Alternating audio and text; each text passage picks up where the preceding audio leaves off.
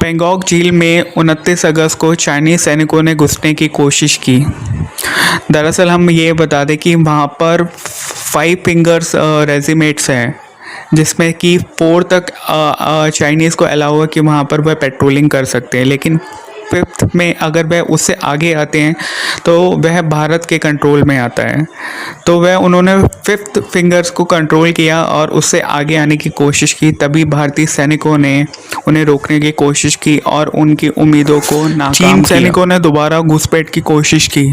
पेंगोंग झील में 150 से 200 चीनी सैनिक भारत में एंटर होने की कोशिश कर रहे थे, पर भारतीय सैनिकों ने उनकी उम्मीदों को नाकाम किया। दरअसल ये वाक़या 29 अगस्त का है, जब चीनी सैनिक वहाँ पर घुसपैठ करने की कोशिश कर रहे थे, पर भारतीय सैनिकों ने उनको वहाँ से रोका। आइए, पेंगोंग झील जिसका 2/3 हिस्सा चाइना की तरफ पड़ता है और 1/3 हिस्सा जो है भारत की ओर चढ़ता है। यह इलाका काफ़ी ठंडा माना जाता है, पर यहाँ पे इससे पहले कोई भी ऐसी गतिविधि नहीं हुई थी, पर चीन धोखेबाज हमेशा से है, वह हमेशा से शांति की बात कर रहा था। कमांडर स्तर की मीटिंग भी चल रही थी, लेकिन फिर भी वह बात नहीं आता और बार बार अपनी इस गतिविधियों के लिए जिम्मेदार रहता है। सोशल नेटवर्किंग साइट पर चाइनीज़ सैनिकों की कब्र की फ़ोटो अपलोड की गई, जिसमें साफ साफ ये दिख रहा है कि वहाँ चाइना के सैनिक मारे गए, जिससे चाइना इससे मानने को तैयार नहीं था, क्योंकि वह सारी चीज़ें गुप्त रखता है और सामने नहीं लाता है। साथ ही भारत के भी 20 सैनिक शहीद हुए थे गलवान घाटी के अंदर, जो जून में इसी साल हुआ था। क्या चाइना अपने गलवान घाटी में शहीद हुए सैनिकों का बदला लेना चाहता है?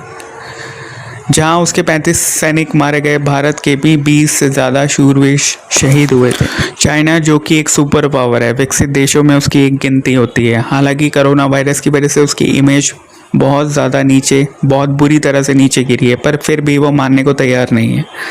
साथ ही वह भारत को नीचा दिखाने के लिए या भारत पर अटैक करने के लिए हमेशा तैयार रहता है।